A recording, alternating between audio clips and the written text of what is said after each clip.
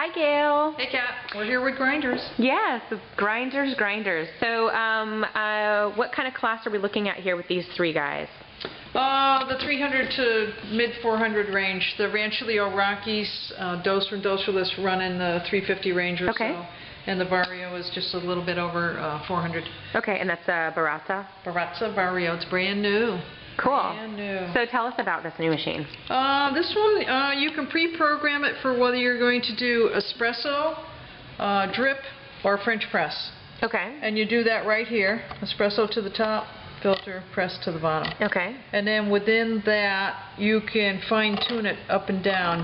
Gives you a bunch of settings. That's nice. And then down here, depending on what you push, these are pre-programmed buttons for time. Like if you wanted your espresso to do one shot, you can program it to come out 7 grams.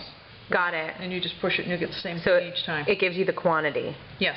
All right. And then there's a manual setting too where you can just grind as much as you want. Okay. What's that little contraption next to it? This is something that they came up with. Instead of using this regular container to collect your ground coffee in, you can put this in here instead. And then take the portafilter, put it right under here. It's a portafilter holder and it grinds right down into the portafilter. Oh, great. Okay, cool. And you can buy these too for the other Baratza grinders. We have them available. Okay. So, anyway. So, technical specs on this. What do you know about it? Oh, it's a 54 millimeter ceramic flat burrs. Okay. Instead of the conical burrs. Got it. And the ceramic burrs will last about 1.5 times longer than the stainless steel burrs. Okay. And they don't not particularly flat, but the ceramic burrs don't clog with oily beans as frequently. Oh, nice. Okay. Yeah. So. And this is a belt driven too. It's not a direct drive. What does that mean? There's a belt that connects the burrs to the motor. Like you would have a fan belt in your car. Okay. Whereas with the Rancilio Rocky grinder, the motor is directly attached to the burr and no belt drive to transfer the power. Okay. All right. So we just got this. Is there anything that you particularly like or don't like about it with your limited experience? I haven't had a lot of time to test it, but I think it's going to be a winner. I'm a little concerned about the price, how that's going to go over, because it is over $400. Yeah. So I guess if you really want that programmability, then it's a great grinder. Cool. All right. Want to hear it? Yeah. Let's hear how it sounds. Yeah.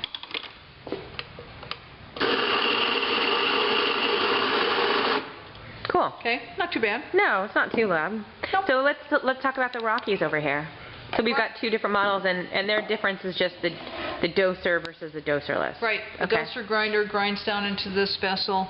Each one of those pie shapes, if you had that full, each one of those pie shapes, as you pull this lever to dispense into your portafilter, will give you 7 grams, which is 1 shot. Okay. So conceivably, 2 rotations, you get 14 grams for a double shot. Okay, so why would somebody want a doser versus a doserless? If you're doing a lot of volume, it usually works like if you see at the Java stands and all where they use those. It's ground, it's ready to go. Like if you have a dinner party and you want to grind some ahead and nobody wants to listen to the grinder, while you're trying to chat. Got it. You could use it for that. Okay. But really the doserless in a lot of applications is preferable because you automatically get ground coffee that's fresh right out of the chute here. Okay. If there's any residue left in here, it's going to get stale overnight, and it's not as good. So you could end up throwing more coffee away than you want to. Okay. The other thing with this is if you're going to be going between like drip coffee and espresso, this comes off. You could put some sort of a vessel under here to collect it in, and then scoop it out. Oh, nice. It's very hard to do that with this. This does not come off. Okay. This is really good for portafilters. Like that. Got it. Okay. There was this guy who came in the store the other day that said that he was going to take a hacksaw to his doser. Okay. And I said, well, keep us posted. I think if there's a screw under there, that'd be a lot easier. So these have 50 millimeter stainless steel flat burrs. Okay. All right. It's a very good machine. And so those are smaller than the Varios. What's going to be the practical difference then?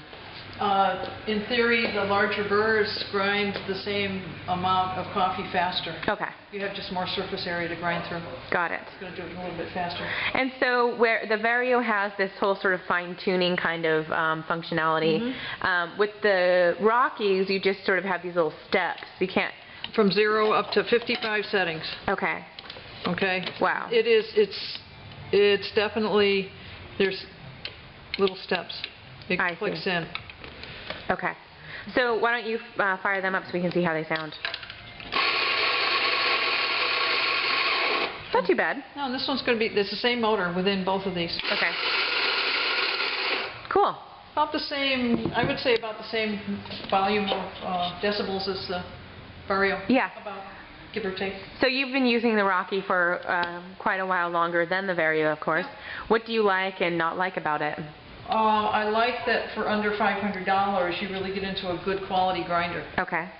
It's 11 pounds of the 17, I think it's 17 pounds, the total is 11 pounds of it's the motor. It has a big motor on the inside. Okay. I like the adjustability.